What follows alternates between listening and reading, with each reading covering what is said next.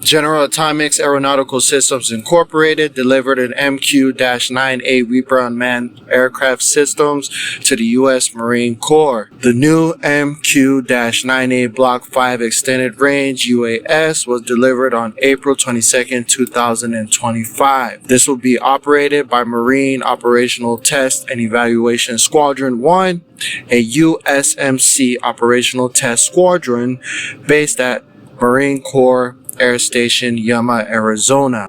The new MQ-9A UAS, as reported by General Atomics Aeronauticals Division, will be used by the USMC to perform operational tests and evaluations, as well as create marine aviation tactics, techniques, and procedures through experimentation as the Marines fully implement MQ-9A as a critical part of the Marine Air Ground Task Force.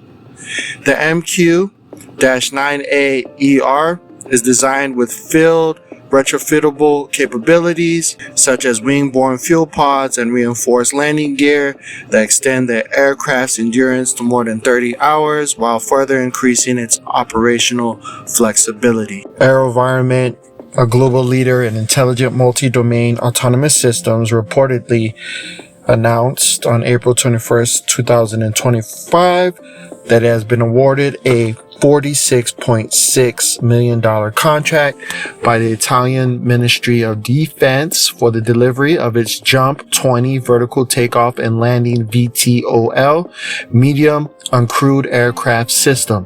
The 5-year contract encompasses the procurement of Jump 20 air vehicles, engineering services, initial sustainment, and on-site technical support, ensuring rapid fielding and operation readiness from day one.